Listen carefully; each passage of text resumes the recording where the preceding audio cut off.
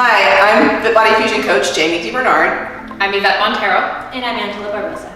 And we're going to demonstrate today and break down the back pose. We're going to first go through the entire routine up until that point so that you can see it, and then I'm going to explain to you step by step what we're doing in the back pose. Yvette is going to first go through variation number 1.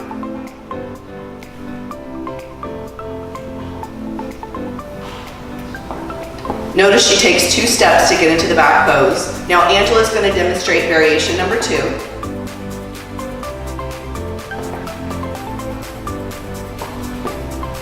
And from here she's going to take 2 steps, step, step, and they're both in their back pose. So let's start with the feet as we always do. Some people in the back pose are going to have their toes turned a little bit more forward, and some people are going to turn their toes a little bit out. How do you know which one you should do? It's really important that there's balance and symmetry. So if you tend to be a little bit quad dominant, or the legs are a little bit dominant over the rest of your body, you want to keep those feet turned more forward. If you need to show a little bit more shape in those quads, then you're going to want to turn those toes slightly out. The other thing that you can do is, ladies, turn your knees forward. Now turn your knees out. And you'll notice that that's going to pop that quadricep out and give a little bit more shape. So it's a very small motion of just turning the kneecap slightly out, turning the quad out. So that is what is happening there. The next thing that we're going to do is we're going to actually arch as hard as we can. Now, when we talk about arching, this is not bending, right? So this is bending. Demonstrate bending. And then stand back straight up. This upper body should be straight up. We're arching, so it's all from the lower back, and it's a tilt of the pelvis, an actual tilt, right?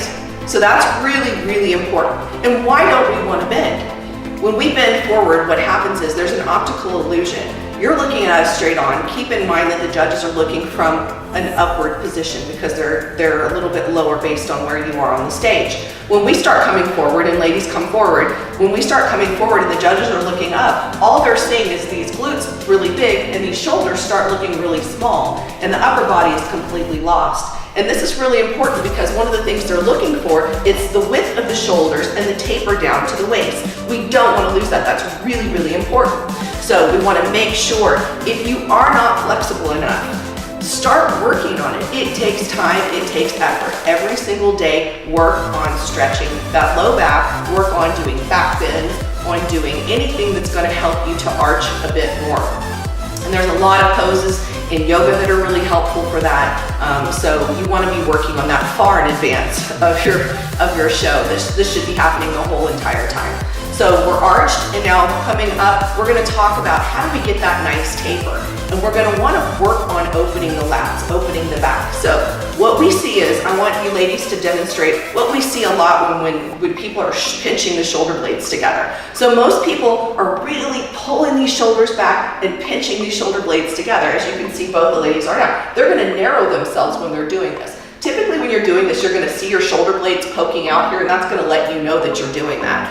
So now what we're going to do is we're going to learn to open that back up. So go ahead and open the back up. This is a lat spread. So what's happening when you're doing this is you're actually taking your traps and you're pulling them down, pulling your rhomboids down, and then you're taking your lats and you're pushing them outwards this way. A lot of people get confused. They want to pull tight and here, pull this all up, and then pull this back. So most people are going the wrong way. It needs to come this way. So we're going to break down in a later video some methods to help you learn to do this a bit better. But for now, we want to make sure that the important thing is that you know you're nice and open in the back. Now, there's hair, right? So some people have shorter hair, some people have longer hair. When you're doing your back pose, if you have long hair, leave it. They're not looking for that hair to be moved in the back pose.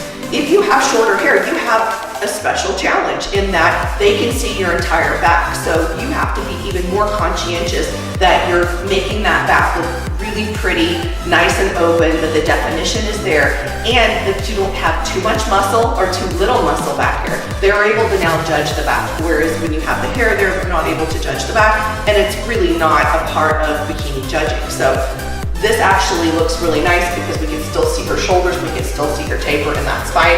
Whereas over here, Yvette's got to work much harder to make sure she's keeping that back at the right size and symmetry for her body, and then when she gets on stage, she's going to have her lats nice and open and everything looking the way that it should. So this is how your back pose is going to look when you do it right.